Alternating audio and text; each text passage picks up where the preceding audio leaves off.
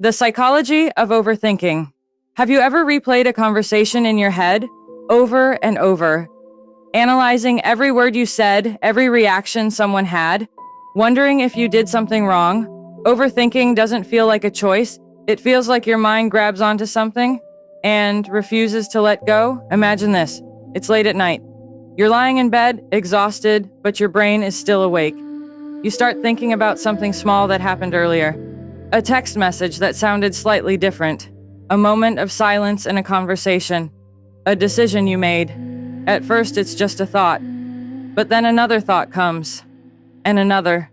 Within minutes, your brain has created an entire story. What if they're upset with you? What if you made the wrong choice? What if this leads to something worse? What if you're about to ruin everything? Your body reacts as if something dangerous is happening. Your chest feels tight, your stomach drops, and even though you want to stop thinking, you can't. This is overthinking. And despite how common it is, most people don't understand why it happens. Overthinking is not a sign that you're weak, and it doesn't mean something is wrong with you. In many cases, it's actually your brain trying to protect you. The human mind evolved to look for threats. Long ago, anticipating danger helped people survive. The brain learned that if it could predict problems before they happened, it could prevent pain. The problem is, your brain can't always tell the difference between real danger and emotional uncertainty. So when something feels unclear, a relationship, a decision, someone's opinion of you, your brain treats that uncertainty like a threat. It goes into problem-solving mode. But here's the trap. Some problems cannot be solved by thinking alone. Emotions, relationships, and the future are full of unknowns.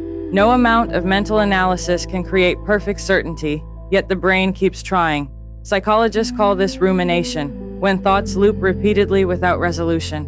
Instead of finding answers, you end up creating more anxiety. Overthinking also tends to affect people who are more self-aware, empathetic, or sensitive. People who care deeply, people who want to do the right thing. So if you overthink, it may actually mean you're thoughtful and conscientious. But when that awareness turns inward without boundaries, it becomes exhausting. So how do you stop? The first step is understanding that you cannot force your brain to stop producing thoughts. Trying not to think often makes thoughts louder. Instead, the goal is to change your relationship with them. One helpful shift is noticing when you've crossed from productive thinking into overthinking. Productive thinking moves towards solutions. Overthinking repeats the same questions without progress. When you catch yourself looping, ask, am I learning something new or repeating the same story? If it's the same story, your brain isn't solving. It's spiraling. Another powerful tool is grounding yourself in the present moment. Overthinking lives in the past and future, rarely in the present. Simple things like focusing on your breathing, noticing sounds around you, or engaging in a physical activity can interrupt the cycle. Action also helps. Even small steps reduce uncertainty, and uncertainty is fuel for overthinking. And maybe most importantly, self-compassion. Many overthinkers judge themselves harshly. They think they should be stronger or more in control.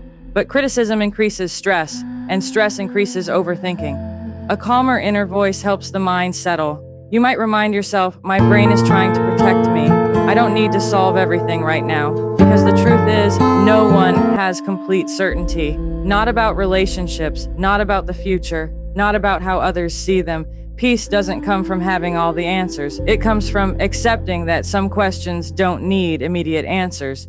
If your mind races sometimes, it doesn't mean something is wrong with you. It means you're human, and the same mind that overthinks and is also capable of deep insight, creativity, empathy, and growth. The goal isn't to silence your thoughts forever. It's learning when to listen and when to let them pass. Because not every thought deserves your attention. And sometimes, clarity comes when you finally allow yourself to rest.